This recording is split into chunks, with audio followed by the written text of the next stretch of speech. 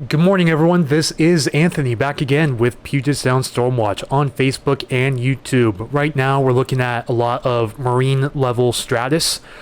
A bit of a marine push going on here today as well as yesterday. Yesterday, we had a dense fog advisory in effect for a while in the morning.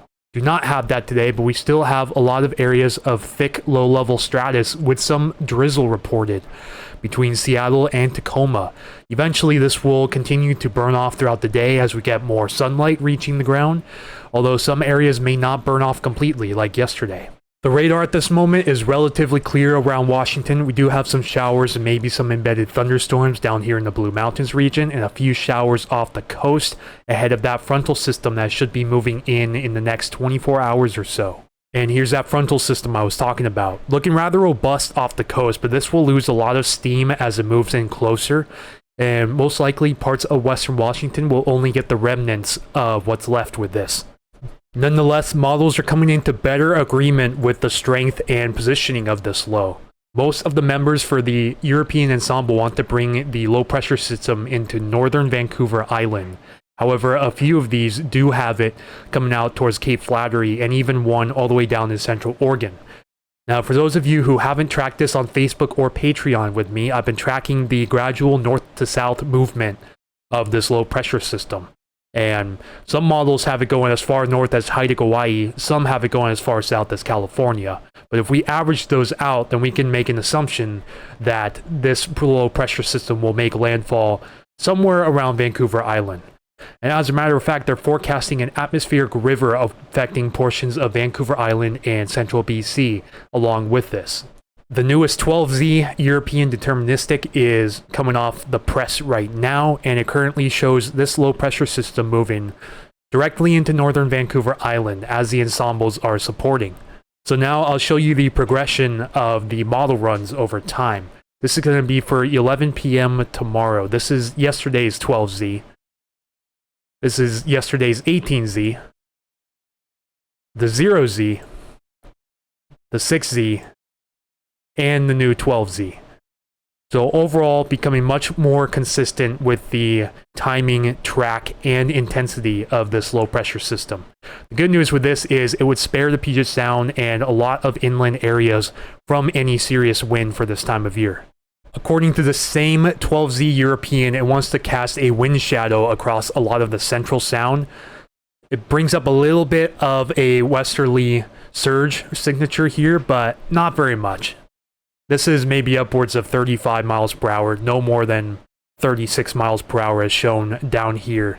Then if we go to the new 12Z NAM3KM, the high resolution model, which has much more terrain exaggeration, it shows even less for maximum wind gusts around the area, only 19 miles per hour for Shelton, significantly less out of the Strait of Juan de Fuca. It's keeping most, if not all, of the wind to the coast, and even then, no more than 20 mile per hour wind gusts. And if we zoom out to the Pacific Northwest quadrant, this is once again the NAM3KM. This is going to show the progression of the front over the next couple of days. So it has it starting to show up on the coastal radar tomorrow night. This is 8 p.m. Some isolated embedded thunderstorms within the front, but those will quickly begin to lose steam as they move inland. Now, what this can do down in the Oregon Cascades is fire up some thunderstorms, and models have been showing this over the last few days. It has a pretty decent chance of getting some thunderstorms across all of the Oregon Cascades and some of the southern Washington Cascades. But notice how as soon as that front makes it inland, this is 7 a.m. Sunday now, it immediately loses steam and only results in scattered showers around western Washington. So that means that rainfall totals around the west side are looking pretty lackluster at the moment. It doesn't have any measurable precip for Seattle and surrounding areas. Just traces to 1/100 of an inch around Tacoma, some more up in the higher terrains, and quite a bit along the coast and some of Victoria and surrounding areas of Vancouver, BC. But outside of that, not very much of a rainmaker with this front coming in. Looking at relative humidity at 18,000 feet, courtesy of the NAM3KM. You can clearly see the frontal signature here with the convergence of dry air and warmer, moist air ahead of it. And you can actually see some of this moisture being forced up by the mountains in Oregon too. That'll really help fire off some thunderstorms down south of us. This can also be seen on simulated infrared satellite imagery. Watch as the front comes in, we get that impulse off the mountains and the cells immediately begin firing up. But they lose steam pretty quickly as the front moves out of the area. Temperatures today around western Washington should not get much higher than 70 around the area, and then we cool back down into the mid to upper 50s overnight. As we go into tomorrow, this is ahead of the cold front, so we will still have some warm air until it passes through. But the cold front is going to quickly slam the door on a lot of those higher temperatures. Many people are asking me on Facebook, why is it so humid and why is the marine push so strong? And the explanation can be found here on this point sounding I pulled up from the SeaTac airport. This is the model sounding as of 10 a.m. this morning, and it shows a shallow area of moist air down here near the surface extending all the way up to 5,000 feet, so around the 850 millibar layer. This is where the green line and red line are touching. This is indicative of highly moist saturated air. Then we have an area of drying. There's a lot of dry air aloft, so up in the atmosphere. But what I really want to take a look at here is where the temperature is rising for this short time. This is preventing any of that warm, moist air from ascending into the atmosphere and holds it down near the surface. So we get what's called a low-level capping inversion or a temperature inversion. As we go on into the afternoon hours, the surface temp begins to increase, and this is going to cause the air to begin to mix. So this here is called vertical mixing, and we do still have that temperature inversion, but this is going to help to mix out a lot of that humid air down towards the surface. And now it's time for a quick update on some of the fires burning in our area. We're going to start out with the Perry fire up here. Good news for this is no substantial growth over the last 24 hours. It's hanging on at 1,763 acres. Unfortunately, still at 0% containment. As we move a little farther south here, I want to go check out the Wildcat fire. We do have a little bit of growth in the last 24 hours, 37 acres, still at 8% containment, and is just shy of 8,000 acres in size. A lot of these little small fires here, thankfully they haven't registered any growth at the moment, but we do have a few new pop-ups here, such as the Cascades fire. The Lake fire, I believe, is new. There's one called the Frying Pan fire from 2 days ago in the national park, and then one I covered a few days ago. This is the Huckleberry Creek fire. No new information on that as of right now. Going over to the Olympics, the Bear Gulch fire remains at 9% containment, but has no growth in the last 24 hours, updated 18 hours ago, and it's a little over 10,600 acres in size.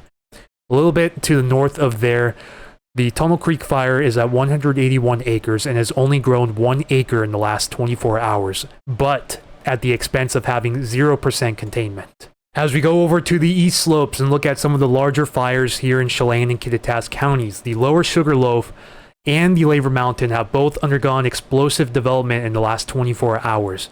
490 acres of growth for the Labor Mountain and 371 acres of growth for the Lower Sugarloaf. Then we go quite a ways east of the Grand Coulee Dam along the Columbia. We have the Rattlesnake fire burning right now.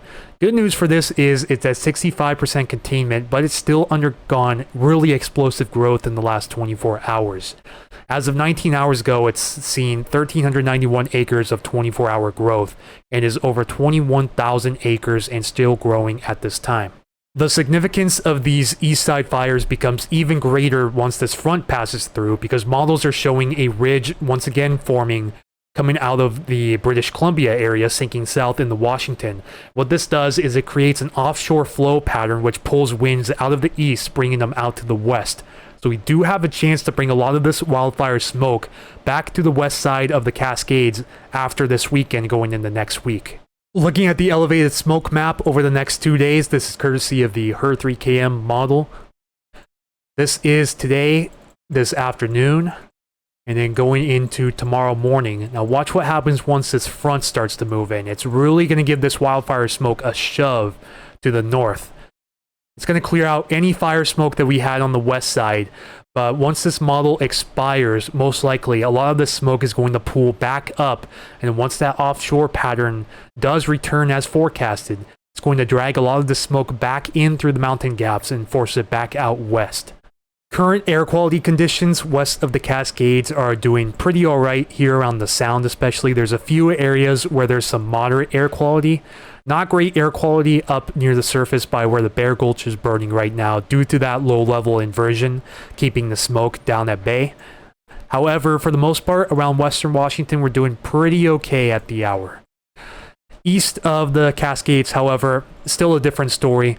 There's a lot of areas up here in northeast Washington and some areas here along the Columbia which are not doing too hot at all. But the good news is we have seen a lot of improvement here in Okanagan County over the last 24 hours. See, we're pretty moderate here in Spokane, pretty moderate down here in the Tri-Cities, not doing so hot over in Yakima. There has been some improvement down near the surface, but this is expected to once again regress as we go on throughout the day today and going into tomorrow. So I believe with all of that being said, it's about time to wrap things up on this briefing. I have a couple more announcements I'd like to make. In the briefing that I posted 2 days ago, I announced that I started Patreon and Blue Sky. I have the first official member on the PSSW Patreon. And I just posted this update that I posted to Facebook on Patreon as well 2 hours ago. I'll post a link down in the description if you want to check this out and consider becoming a member on our Patreon. On Blue Sky, if we go to the main profile page, we are already at 43 followers. So thank you to everyone who has followed on Blue Sky Social. Also, I'm still running this 15% discount on the store on orders of $65+. Link to the Puget Sound Stormwatch merch shop will be down in the description as well. And last but not least, I do still have the coffee.com page. This is ko-fi.com/Puget Sound Stormwatch. If you want to consider making a one-time donation to keep Puget Sound Stormwatch up and running, please consider doing so. It's not a requirement, but if you do, I will give you a shout out here on YouTube as well as Facebook. Thank you again, everyone, for tuning in. This was Anthony with Puget Sound Stormwatch, expanding its horizons past Facebook and YouTube now. We'll be watching this front closely to see its position and its strength as it moves in. But overall, we got to wait for this marine layer to really burn off to see what's going on above us right now. So thank you guys again. This was Anthony tuning out, and I will see you guys for the next briefing.